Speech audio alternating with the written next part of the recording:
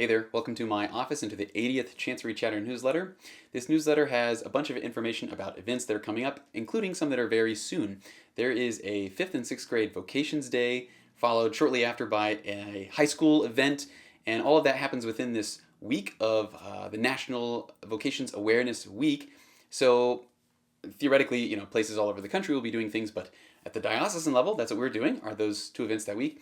Hopefully at the parish level, each parish in our diocese could do something to make note of that week. Minimally, you could hand out the trifolds that, I've got one right here, that show all of the vocations events that we have scheduled for the whole year. Each priest has received those from us, so you could share those at the end of the masses. The other thing is you could include the prayers that the USCCB puts out to be used in the masses that weekend. So all of that is there in the newsletter. And if you have questions about any of it, you can reach out to me or Emma or Father John. In the Just Happened section, we look back at the Matrimony Anniversary Mass, which had two couples present this year who've been married for 70 years, which is amazing. And it's my hope that next year we'll have even more of those younger couples there who can be inspired by some of those other couples who are further down the path, so to speak, which really is amazing and a testament to this beautiful gift of holy matrimony. Also in the Just Happened section, there are some photos from the college tour that Father John and I just got back from. This is an annual thing that I do to go visit students who are from our diocese but are attending college elsewhere, and I bring them together for some sort of thing, whether that's a meal or a mass or whatever it might be, whatever makes sense at the time and place.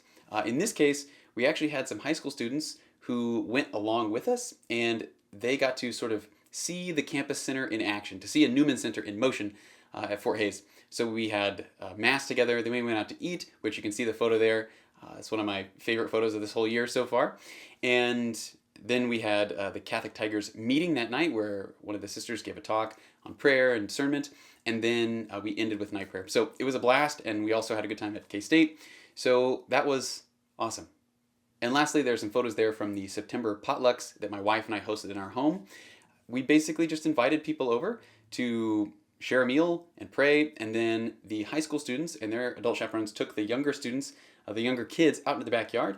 They taught them a lesson on the virtues and then played games and had fun.